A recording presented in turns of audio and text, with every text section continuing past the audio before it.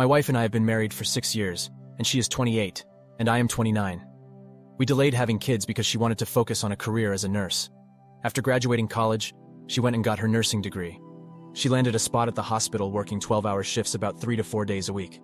Meanwhile, I was slowly taking over my dad's lawn business. My wife was a hustler. When she wasn't working at the hospital, she had a little side hustle of running errands for people. She advertised on Facebook Marketplace and Craigslist, and she did pretty well at it. Between her nursing job and her side hustle, she was making about $80,000 per year after about the second year.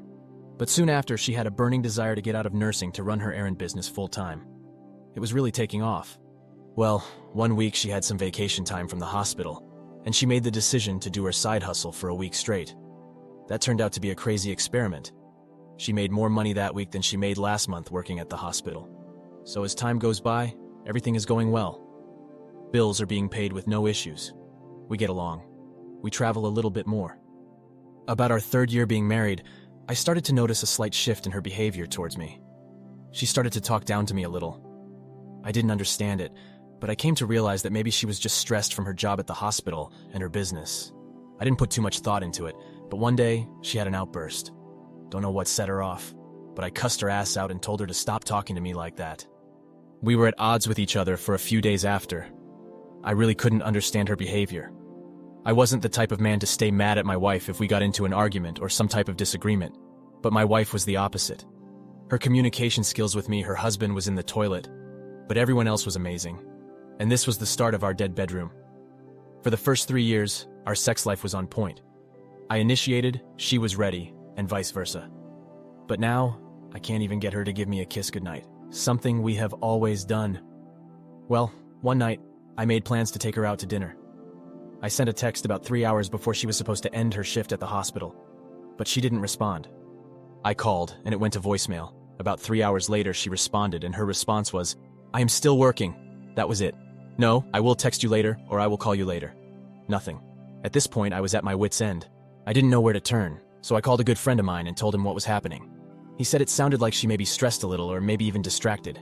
I asked him what he meant by distracted. He said women don't all of a sudden just out of the blue stop interacting with their partner. Something is going on with her. Something or someone may have her stressed or distracted. So, after that conversation, I really tried to talk to her. But it just seemed she didn't have the desire to talk to me no matter what I tried. Well, things came to a head when she was supposed to get off work at around 8 p.m.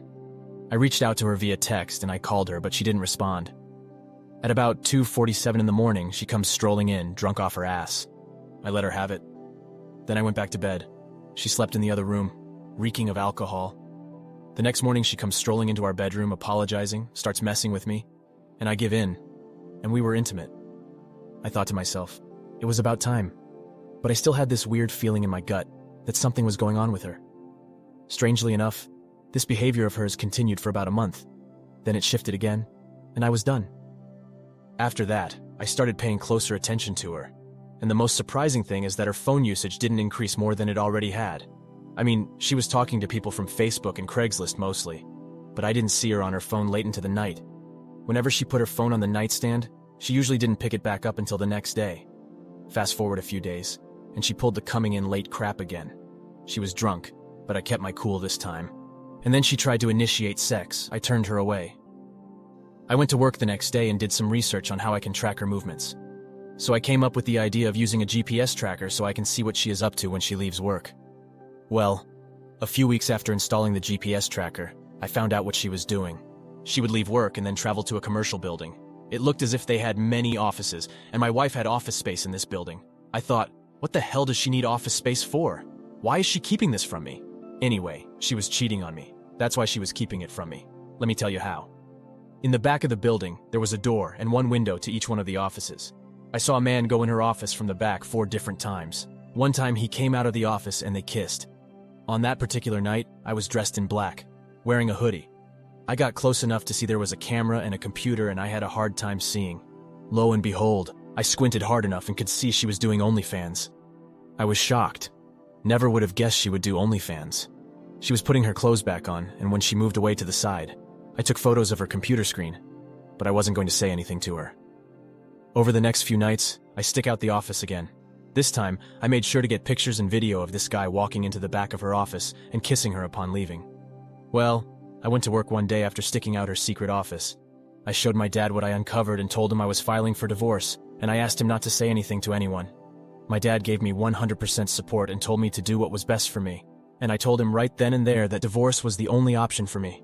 Filing for divorce was probably the most emotionally charged thing I have ever done in my life, but it had to be done. Over a few weeks, I'd opened up a few bank accounts and started moving out of the house we were renting without telling my wife anything. At this point, I stopped following her. I didn't need to. I had what I needed. I went to see an attorney and told him to file for divorce on the grounds of infidelity. I gave him the pictures I had of my wife kissing this guy at the back of her office. It's been a month since I uncovered her infidelity and her doing OnlyFans. I still haven't said anything.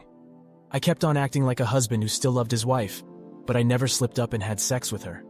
If I did, the courts could take that as forgiving her. I wasn't going to do that. I contacted the attorney and asked him if there was any way I and the process server could plan where I could meet him at the same time he was serving my wife the divorce papers. He indicated that it was possible. So, I began keeping tabs on my phone daily to make sure I could meet the process server at the same time he is serving my wife. Well, about 3 weeks later, that day came. The process server sent me a text to let me know he was headed to the address I gave the attorney. It was after 9 p.m., and that's what time she usually got to her so-called secret office. The commercial area was well lit. When he knocked on the door, my soon-to-be ex-wife came out. She took the envelope. When she did, she looked up, and then I waved at her and blew her a kiss. The process server walked away, and my wife was just standing there in shock. I got in my car and left. She was still standing there. That night I went back to the house and got the rest of my things. Man, she blew my phone up. I never returned any of her calls or text messages. It hurts so bad, but I have to try not to think about it.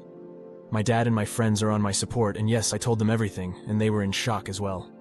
On the day of the divorce hearing, my wife just sat there in tears. By this time, I'd grown a little indifferent towards her. I didn't care anymore. I just wanted this to be over. She didn't try for anything. She made enough money to support herself. The judge grants her the divorce on the basis of infidelity, and that was that. On my way out of the courtroom, my ex-wife was crying so uncontrollably that the bailiff asked her if she was okay. We ended up walking out of the courtroom damn near neck and neck. Then out of nowhere, she hugged me. She was still crying. I had to hold back my tears because I loved this woman, and she broke my heart. I hugged her back, and then told her to take care of herself and walked away. I was living with my dad temporarily until I could afford a place on my own. I ended up going to therapy for a few months, and that helped. Our lawn business is booming. We picked up a few new contracts, and I am still healing from the divorce. It's been 2 months, and my ex-wife sends me a text every single day, and in 2 months, I have not responded to either one of them.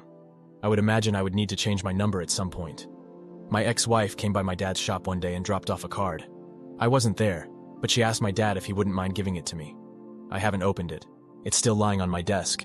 My advice to anyone who is going through this is to get some good support from friends and family. They help me a ton. Thank you for taking the time to listen to today's story.